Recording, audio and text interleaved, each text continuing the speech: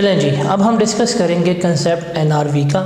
NRV का मतलब होता है नेट रियलाइजेबल वैल्यू।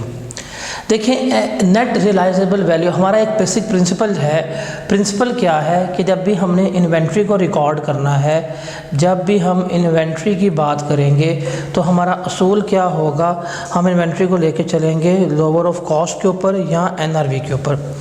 रूल क्या है, असूल क्या है, हम कैलकुलेट करेंगे कि हमारी कॉस्ट कितनी है और हम देखेंगे हमारी एनआरवी कितनी है।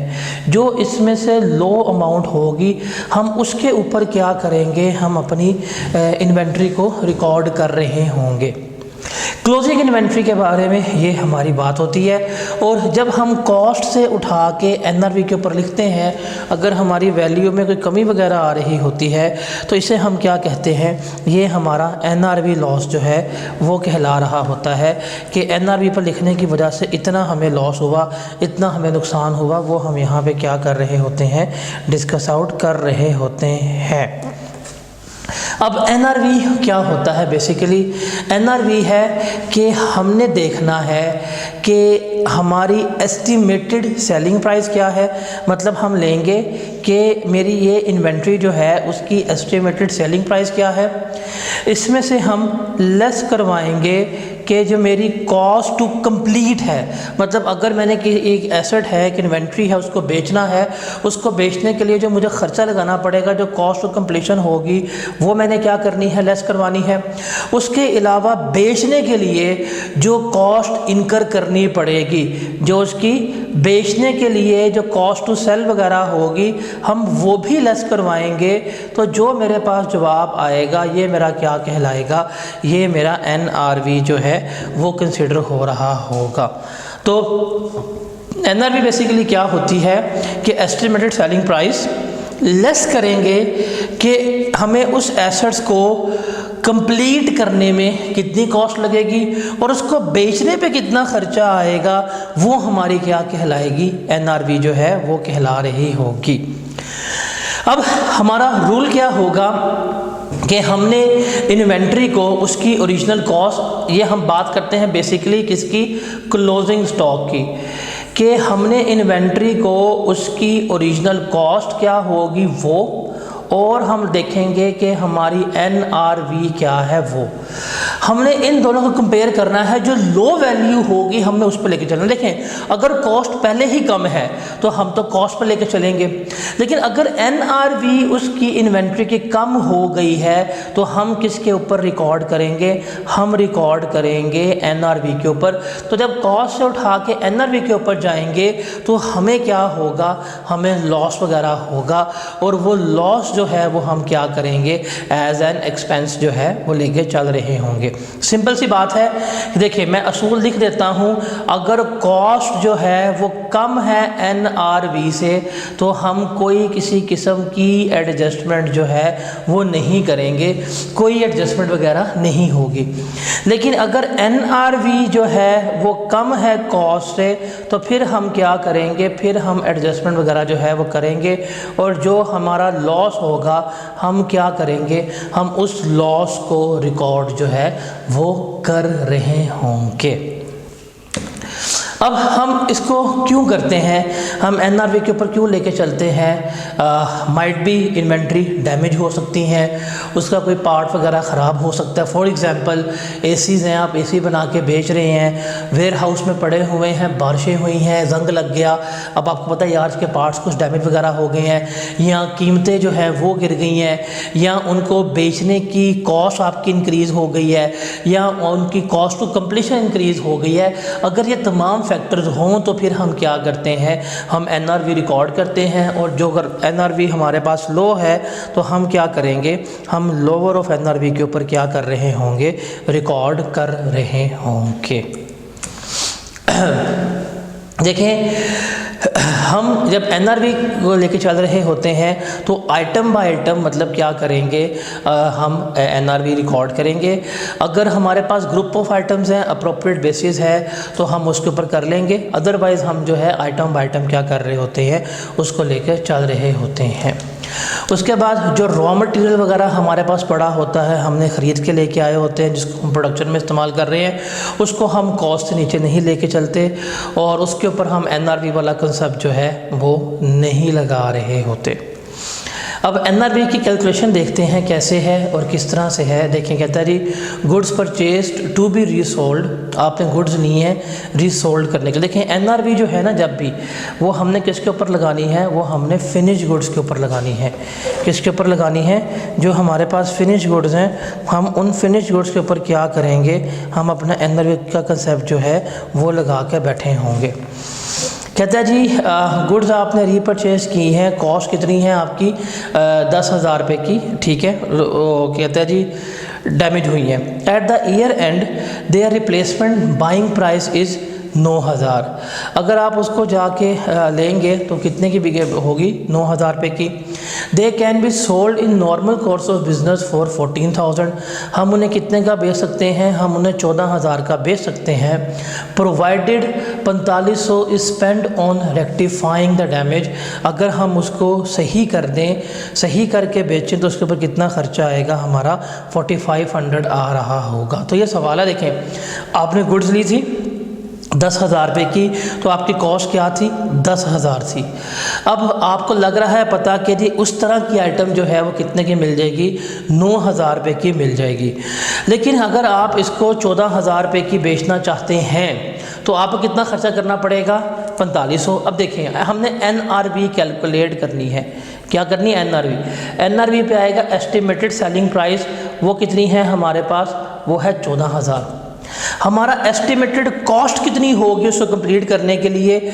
वो है हमारे पास जो कॉस्ट लगेगी कंप्लीट करने के लिए वो है 4500। तो estimated selling price minus cost करें, क्या आएगा जवाब? 9500। तो इस इन्वेंट्री की NRV कितनी है हमारे पास? 9500 है। कॉस्ट मेरे पास कितनी है? 10,000 है। हम किस पे रिकॉर्ड करेंगे? Lower of cost and NRV के ऊपर। तो हमारी आइटम जो है वो किसके ऊपर रिकॉर्ड हो रही होंगी? 9500 के ऊपर रो रही होंगी। और हमने कितने का लिया था स्टॉक? 10,000 का। अब हम कितने का लिख रहे हैं? 9500 का। हमें लॉस कितना हुआ है? 500 का लॉस जो है वो हमें इसमें हुआ। हम उसमें क्या कर रहे होंगे? इसको रिकॉर्ड जो है वो कर रहे होंगे।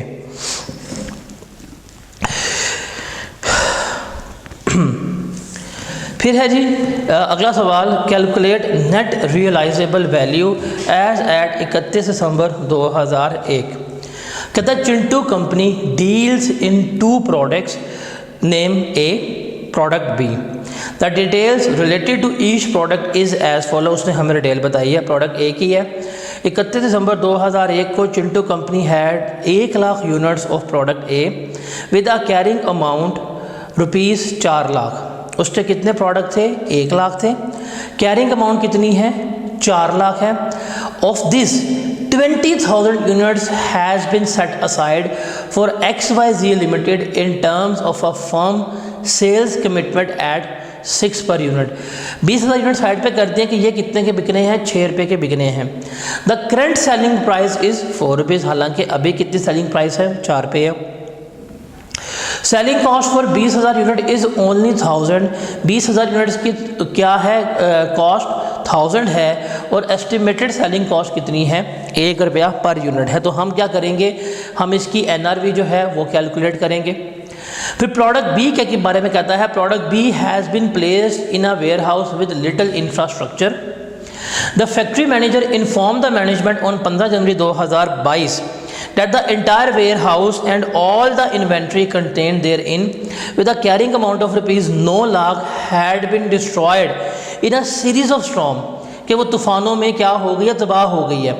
The first storm hit the warehouse on 29 December 2001 destroying 70% of inventory. He explained that the remaining inventory was quickly moved to higher ground, but flood waters from a second storm on 5 January destroyed this too। ऊपर ले गए, ऊपर ही बारिश। वो है ना, जब पानी आता है, जब बारिश आता है तो पानी आता है, जब ज़्यादा पानी आता है ज़्यादा बारिश आता है। तो वही वाला उनके साथ हुआ है। He estimates that the inventory will be saleable as a scrap of ₹1 lakh. कितने की बिक जाएगी? ₹1,00,000 की। Cost to sell in entire inventory as a scrap is 1000। उसको बेचना हो तो कितना खर्चा आएगा? 1000। द नॉर्मल सेल्स वैल्यू जो है for entire inventory would be 1500, normal कितनी है सेल्स वैल्यू 1500 की है, और सेलिंग कॉस्ट कितनी होगी 10% होगी इसके बारे में। तो ये इसने हमें क्या किया है, ये इसने सवाल गिवन किया है। ये एक अच्छा क्वेश्चन है, इसे हम क्या करते हैं यहाँ पर लेकर डिस्कस आउट करते हैं। तो ज़रा एक मिनट क्वेश्चन को पढ़ें स्क्रीन पॉज करके, फिर जो है हम इसका जो है सोल्यूशन देखते हैं क्या है और किस तरह से है। अब देखें, वो कहता है जी पहले वाले में देखें तो 1 लाख यूनिट्स पड़े हुए हैं। अब इस 1 लाख यूनिट में से जो 20,000 यूनिट्स हैं, हमने सिर्फ निकालनी है NRV कितनी है। 20,000 यूनिट्स हमारे बिकने हैं 6 रुपये के हिसाब से, और बाकी जो हमारे 80,000 यूनिट्स हैं वो बिकने हैं हमारे पास 4 रुपये के हिसाब से। तो अगर हम इसकी एस्टिमेटेड सेलिंग प्राइस निकालें तो वो हमारे पास कितनी आएगी, अगर हम उसको देखने चलें दोनों की, तो 20,000 इंटू 6 करेंगे, 80,000 इंटू 4 करेंगे, तो 4,40,000 जो है वो हमारे पास क्या आ जाएगी, एस्टिमेटेड जो है सेलिंग प्राइस आ जाएगी। फिर कहता है कि सेलिंग कॉस्ट जो है वो 20,000 यूनिट की 1,000 रुपया है, हालांकि नॉर्मल सेलिंग प्राइस कितनी है 1 पर यूनिट है। तो 1,000 रुपया फिक्स और 80,000 इंटू 1 करेंगे तो 81,000 लेस कराएंगे, तो estimated selling price minus selling cost करेंगे तो मेरे पास क्या आ जाएगी, NRV जो है वो आ जाएगी। इतनी मेरी NRV जो है वो बन रही होती है। फिर प्रोडक्ट बी की बात करें तो प्रोडक्ट बी में हम कहते हैं कि उसके पास इन्वेंट्री पड़ी हुई थी और 9 लाख की कैरिंग वैल्यू थी, जिसमें से 70% जो है वो इन्वेंट्री डैमेज हो गई। ठीक है, उसने कहा है कि और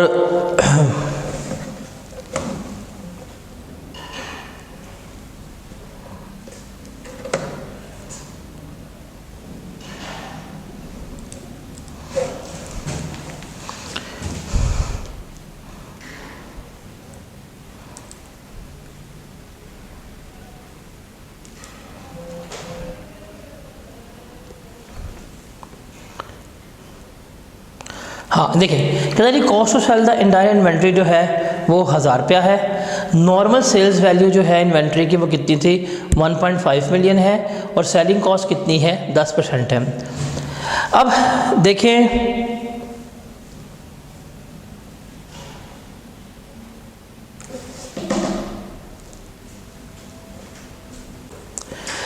अब वो कह रहा था कि 70% उसकी इन्वेंट्री जो है वो डैमेज हुई है। अब उसको लग रहा है कि वो जो इन्वेंट्री डैमेज हुई है 70% डैमेज है वो कितने की बिक जाएगी, लाख रुपए की। तो हमने निकालनी है इसकी एस्टिमेटेड सेलिंग प्राइस, वो क्या हो जाएगी, वो हम लेंगे 1 लाख रुपए का 70% लेंगे, ये आ जाएगी।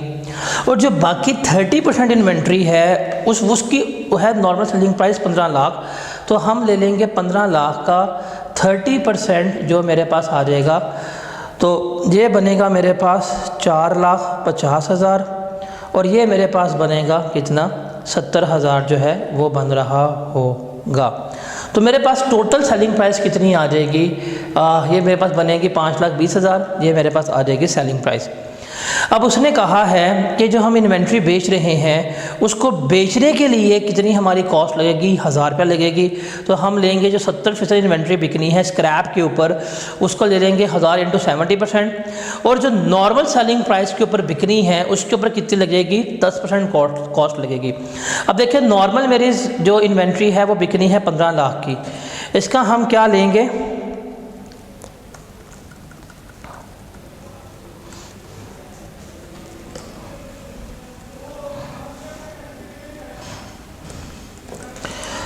ये 15 लाख की बिकनी है, इसमें से 30% जो है वो आनी है नॉर्मल, तो ये मेरे पास आ जाएगी कितनी 4.5 लाख। इसका 10% जो है वो हमारे पास आ जाएगा और वो कितना होगा 45,000 होगा। तो हमारे पास टोटल कॉस्ट आ जाएगी 1,000 इंटू 70%, और इसका लेंगे तो ये 45,700 हो जाएगी। तो एस्टिमेटेड सेलिंग प्राइस 520 है, ठीक है। उसमें से हम सेलिंग कॉस्ट जो है वो लेस करवा देंगे, तो मेरे पास NRV कितनी आ जाएगी प्रोडक्ट बी की 474,300 आ रही होगी। तो जो टोटल वैल्यू है वो मेरे पास कितनी बनेगी 8,33,300 जो है वो मेरी टोटल वैल्यू कंसिडर हो रही होगी। एक और सवाल करते हैं। देखिए, इस सवाल को करने से पहले हम एक कंसेप्ट डिस्कस करेंगे, वो होगा हमारे पास कंसेप्ट मार्कअप का और मार्जिन का। एक कंसेप्ट जो है वो हमने डिस्कस करना है, वो किसका होगा, वो हमारे पास होगा मार्कअप का कंसेप्ट होगा, और मेरे पास कंसेप्ट किसका होगा, मार्जिन का। ज़रा वो डिस्कस करते हैं और उसको हम लेके चलते हैं। देखें, जब हम इन्वेंट्री को बेचने की बात कर रहे हैं, आइटम्स को बेचने की बात कर रहे हैं, गुड्स को बेचने की बात कर रहे हैं, तो हमारे पास एक बनता है हमारा प्रॉफिट एंड लॉस अकाउंट, जिसे हम कहते हैं स्टेटमेंट ऑफ कॉम्प्रिहेंसिव इनकम। इसमें हम सेल्स लेते हैं और इसमें से हम लेस करवाते हैं कॉस्ट ऑफ सेल्स, तो मेरे पास क्या आता है, मेरे पास ग्रॉस प्रॉफिट आ रहा होता है कि मेरा ग्रॉस प्रॉफिट जो है वो इस वैल्यू पे है, इतनी कीमत का है, ये उसकी वैल्यू है, इतना जीपी मैं कमा रहा हूँ। अब ये जीपी के लिए जो हम कंसेप्ट इस्तेमाल करते हैं वो कौन सा होता है हमारा, वो हमारा मार्कअप और मार्जिन का होता है, कि हम देखते हैं कि कितने % हमने जीपी जो है वो कमाना है, क्या मार्कअप होगा, क्या मार्जिन होगा, वो देखेंगे। देखिए, एक होता है हमारा कंसेप्ट, इसे कहते हैं मार्कअप का। मार्कअप भी इसे कह सकते हैं, इसे आप कह सकते हैं परसेंटेज ऑन कॉस्ट भी कह सकते हैं, इसको आप प्रॉफिट ऑन कॉस्ट जो है वो भी क्या कह सकते हैं, कहला रहा होता है। मार्कअप क्या होता है, अगर हम इसको देखें तो इसके लिए मैं आपको एक फॉर्मूला लिखवाऊंगा, डेट इज CPS। क्या CPS जो है वो हमारा क्या है, फॉर्मूला कंसीडर हो रहा होगा। अब CPS का मतलब क्या है कि कॉस्ट आपने हमेशा लेनी है 100, कॉस्ट क्या लेनी है आपने हमेशा इसमें 100 लेनी है, प्रॉफिट जो है जितना भी होगा वो इसके ऊपर बेस कर रहा होगा, 20% है, 30% है, और सेलिंग प्राइस कितनी आपकी आएगी, 120 या 130 आ रही होगी। तो जहाँ पे भी मार्कअप का वर्ड गिवन हो, जहाँ पे भी मार्कअप का वर्ड गिवन हो, वहाँ पे आपकी कॉस्ट कितनी होगी, हमेशा 100 कंसीडर हो रही होगी कि आपकी कॉस्ट कितनी है, 100 है। फॉर एग्जांपल, आपने सेल्स की हैं 1 मिलियन की, ठीक है, सेल्स आपने की हैं 1 मिलियन की, और मार्कअप है आपका, मार्कअप 25%। क्वेश्चन है हमारे पास कि हमने बताना है हमारा प्रॉफिट कितना होगा, वो हमने बताना है, हमारी कॉस्ट ऑफ सेल्स कितनी होगी, वो हमने बताना है। तो ये इससे हमें सवाल दिया। अब इस तरह के सवालों को या MCQs को सॉल्व करने के लिए कितने % सेल्स है, कितने % नहीं है, हम क्या फॉर्मूला लगाएंगे, हम फॉर्मूला लगाएंगे मार्कअप का, डेट इज CPS। अब यहाँ पे कॉस्ट हमें नहीं गिवन, हाँ हमें प्रॉफिट परसेंटेज गिवन है, वो कितनी है, 25% है। अब चूंकि इसने सेल्स गिवन की है और सेल्स के साथ मार्कअप गिवन किया है, तो रिमेंबर हम हमेशा याद रखते हैं, हमें हमेशा पता होता है कि जब सेल्स गिवन हो और सेल्स के साथ मार्कअप गिवन हो तो हम क्या करते हैं, अगर मार्कअप का वर्ड है तो कॉस्ट मेरी 100 होगी और सेल्स में वो परसेंटेज जो है वो क्या होगी, शामिल होगी।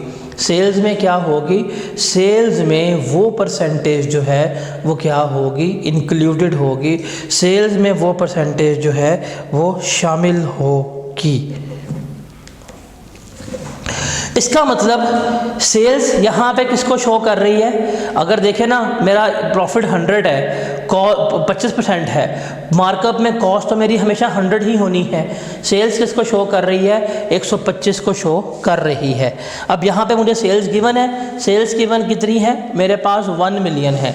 आप इस 1 मिलियन को डिवाइड करें परसेंटेज के ऊपर, कितने के ऊपर है, 125 पर डिवाइड करें, 100 से मल्टीप्लाई करेंगे तो आपको जो है वो कॉस्ट मिल जाएगी, आपकी कॉस्ट कितनी होती है।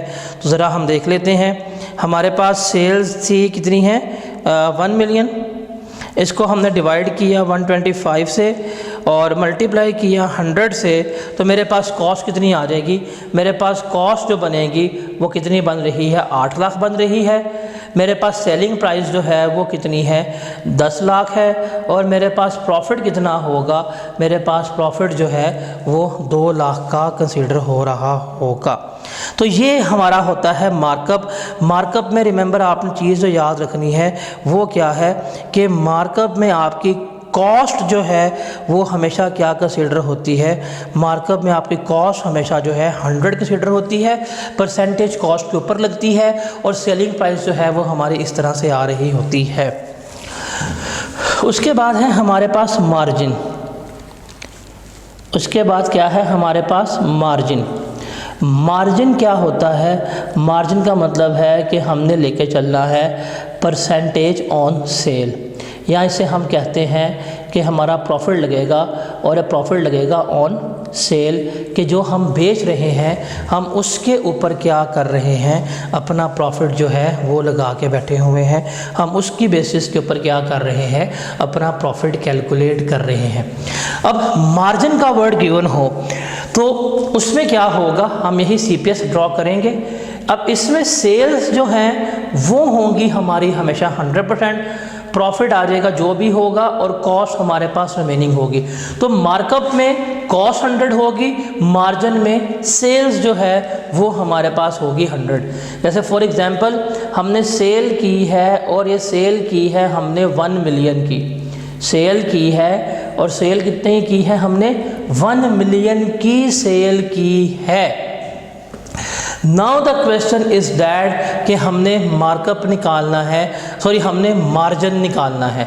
सेल्स की है 1 मिलियन की, और प्रॉफिट परसेंटेज जो है 25% है, और 25% ऑन सेल प्राइस गिवन हो, या आपके पास गिवन हो मार्जिन का वर्ड गिवन हो, तो अब आपको पता लगना चाहिए तो हम इसकी बात कर रहे हैं। अगर ये हो तो आप ये ड्रॉ करेंगे CPS, मार्जिन है। अब मार्जिन का मतलब है कि सेल आपकी होगी 100, प्रॉफिट होगा 25, कॉस्ट कितनी होगी आपकी 75 जो है वो कंसीडर हो रही है। तो आप निकाल सकते हैं, ये सेल जो है ये आपकी किसको शो कर रही है, 100% को शो कर रही है। 100 पे डिवाइड करें, 75 से मल्टीप्लाई करेंगे तो कॉस्ट है वो आपकी आ जाएगी 7.5 लाख, प्रॉफिट जो है वो होगा आपका 2.5 लाख, और सेलिंग प्राइस जो है वो कितनी बनेगी आपकी 1 मिलियन कंसीडर हो रही होगी। ये हमारी क्या है, ये हमारी सेल प्राइस जो है वो कंसीडर हो रही होती है। तो this is markup, this is margin, इसके ऊपर हमने चीज़ों को लेके चलना होता है। अब ये सवाल है, कहता है जी based on the above information calculate the values of inventories to be shown in the financial statement. बताएं जी फाइनेंशियल स्टेटमेंट में इन्वेंट्री की वैल्यू क्या होगी और NRV लॉस क्या होगा to be booked if any. अगर कोई NRV लॉस वगैरह है तो कितना होगा वो हमने बताना है।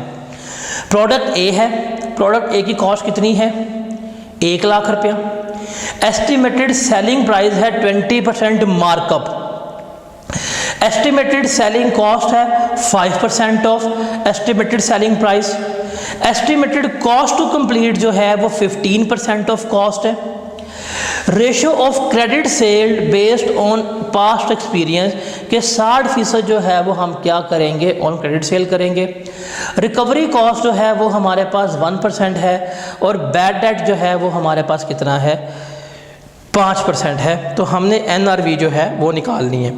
अब देखें प्रोडक्ट A की बात करूं मैं तो प्रोडक्ट A है, उसकी कॉस्ट है 1 लाख रुपया, और उसकी एस्टिमेटेड सेलिंग प्राइस है 20% मार्कअप के ऊपर। तो प्रोडक्ट A कॉस्ट कितनी उसने हमें गिवन की है, उसने हमें कॉस्ट गिवन की है 1 लाख रुपया, और उसने हमें मार्कअप का वर्ड गिवन किया है वो कितना था, हमारे पास मार्कअप गिवन है 20%। मार्कअप कितना है 20% है। अब देखिए मार्कअप है तो CPS जो है वो हम ड्रॉ करेंगे। कॉस्ट हमारे पास 100 है, प्रॉफिट मेरे पास 20 है, सेलिंग प्राइस मेरे पास क्या होगी 120 कंसीडर हो रही होगी। तो आप इस पर सेलिंग प्राइस निकाल लें कितनी बनती है। अगर सेलिंग प्राइस आपने निकालनी है तो कितना था मेरे पास, कॉस्ट 1 लाख और इसको डिवाइड करेंगे हम 100 से या सिंपल सी बात है हमें प्रॉफिट गिवन है ना तो हम इसका 20% लेंगे तो कितना आ जाएगा 20,000, हम वो कॉस्ट में ऐड कर देंगे तो 1,20,000 क्या बनेगी मेरी एस्टिमेटेड सेलिंग प्राइस जो है वो बन रही होगी। एस्टिमेटेड सेलिंग कॉस्ट कितनी है, 5% है। तो देखें 1,20,000 जो मेरे पास इसकी सेलिंग प्राइस आई, इस 1,20,000 का मैंने लिया 5%, तो कितना बनेगा, ये 60,000 बन रहा होगा। ये मेरे पास आ गई है सेलिंग प्राइस। उसके बाद है कॉस्ट टू कंप्लीट है 15% ऑफ कॉस्ट।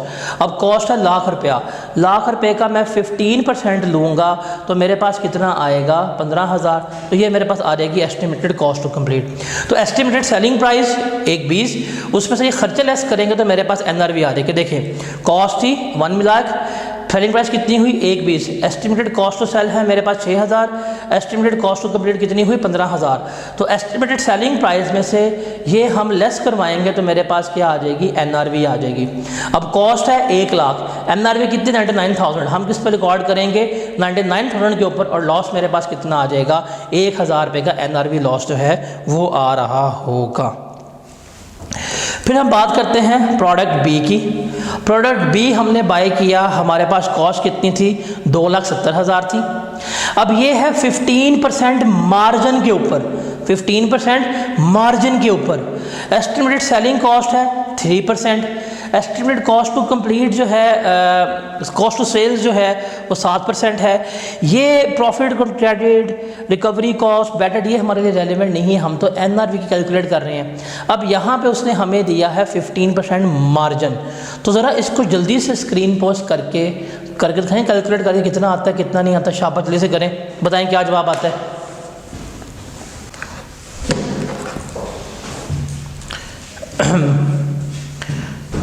उसके बाद है मार्जिन वाला पॉइंट।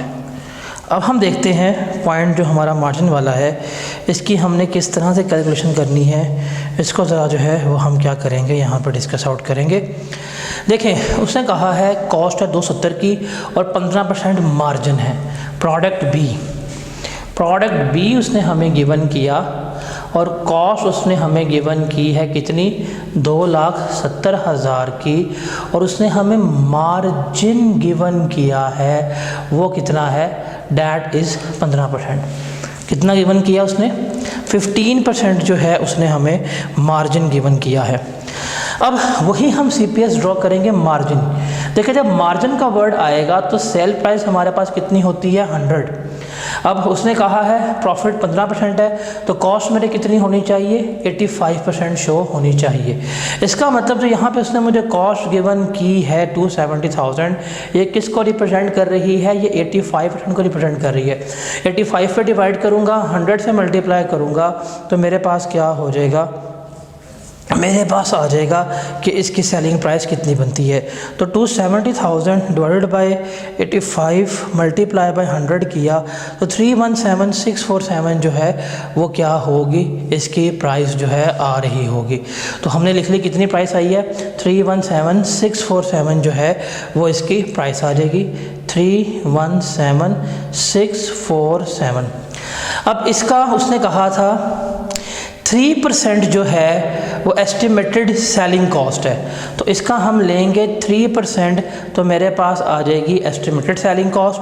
उसके बाद एस्टिमेटेड कॉस्ट टू कंप्लीट कितनी है, 7% है, तो वो भी हम ले लेंगे। तो 317,647 जो आया हमारे पास, 317,647, इसका हम लेंगे 3%, तो ये आ जाएगा 9529। फिर हम लेंगे 317,647, इसका हम लेंगे 7%, तो ये आ जाएगा 22,235। 22,235 हमारे पास यहाँ पे आ गया। तो अब हम यहाँ पे लिख लेंगे जाके, सॉरी गलती हो गई, ये 7% ऑफ कॉस्ट था, तो 7% लेंगे 270 का, तो 270 का हम लेंगे 7%, तो ये बनेगा हमारे पास 18,900 आ जाएगा हमारे पास इधर।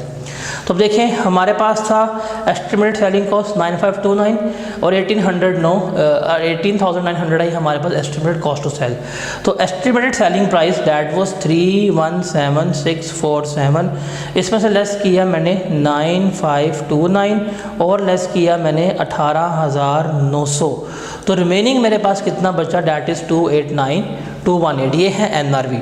अब देखिए कॉस्ट मेरे पास कितनी है, 270, NRV कितनी है 289,218, हमने तो लोअर पे लिखना है, तो यहाँ पे लोअर तो कॉस्ट ही है, तो हम कॉस्ट पे लिखेंगे तो कोई किसी किस्म का एनआरवी लॉस नहीं आया होगा इस पर। अब अगला है, ये मार्कअप वाला पॉइंट है, ये भी मार्कअप वाला पॉइंट है और ये मार्जिन वाला पॉइंट है। तो ये तीन चीज़ें जो हैं अब आप लोगों ने ये खुद सॉल्व करनी है ताकि आप लोगों की प्रैक्टिस जो है वो बेहतर हो जाए।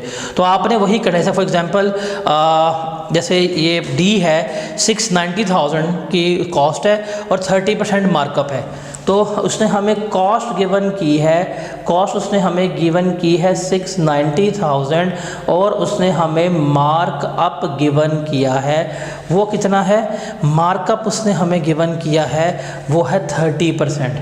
मार्कअप कितना गिवन किया है, 30% उसने हमें गिवन किया है। तो हमने अब इसकी सेलिंग प्राइस निकालनी है। तो सिंपल सी बात है, अब ये मार्कअप है तो सीपीएस की बात करूँ, सी 100 है हमारे पास, प्रॉफिट 30, ये किसको शो करेगा, 130 को।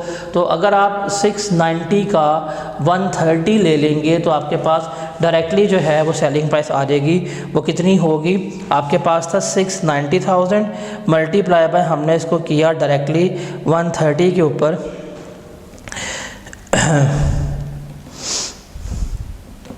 तो ये 897 जो है वो क्या हुई है, इसकी एस्टिमेटेड सेलिंग प्राइस जो है वो आ गई। ये क्या बनती है इसकी एस्टिमेटेड सेलिंग प्राइस, तो एस्टिमेटेड सेलिंग प्राइस कितनी है, 897,000 है इसकी। उसके बाद है एस्टिमेटेड सेलिंग कॉस्ट है 8%। एस्टिमेटेड सेलिंग कॉस्ट जो है हमारे पास वो कितनी है, इसका 8% लेंगे। 897,000 का हमारे पास जो आया था, इसका हम लेंगे 8%, तो ये आ जाएगा कितना, 71,760। तो ये हम लेस करवाएंगे 71,760।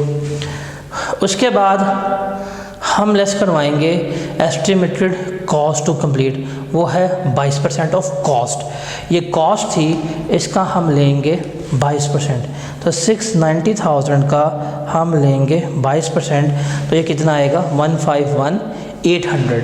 तो इसमें से हम लेस करवाएंगे 151,800। तो अब मेरे पास आ जाएगी इसकी NRV कितनी बनती है। देखें जी, 897,000 इसमें से लेस करवाया हमने 71,760, लेस करवाया 151,800, तो 673,440 कितनी आई थी, 673,440, ये इसकी NRV आ रही है। अब NRV है 673,440, कॉस्ट कितनी है 690, हमने तो लोअर पे लिखना है, हम लोअर पे ही यहाँ पे लिख लेंगे। तो ये जो है मेरे पास क्या आ जाएगा, ये मेरे पास इसका लॉस आ रहा होगा। तो अब C और E जो है वो आप लोगों ने खुद करने हैं। एक और मैं सवाल डिस्कस कर देता हूँ, that question is going to be your assignment, you have to solve it by yourself. Requirement है as that each year end calculate the value at which inventory should be reported in the financial year. बताएं जी किस कीमत के ऊपर हम अपनी inventory को रिकॉर्ड करेंगे in the statement of Marfani and co and NRV loss या reversal of any write down for each accounting year assuming year end is 31 December. कहता है जी Marfani and co has purchase goods costing ₹1,00,000 at the start of 2001. However, goods remains unsold for 5 years. Goods जो हैं 5 साल के लिए नहीं bikini. और एस्टिमेटेड सेलिंग प्राइस और एस्टिमेटेड कॉस्ट ऑफ रियलाइजेशन जो है उसने हमें गिवन की है, 2,20,000 है, 20,000 है, 35 है, 15 है, तो ये उसने हमें बता दी है। हमने इसका NRV जो लॉस जो है वो यहाँ पर कैलकुलेट करना है।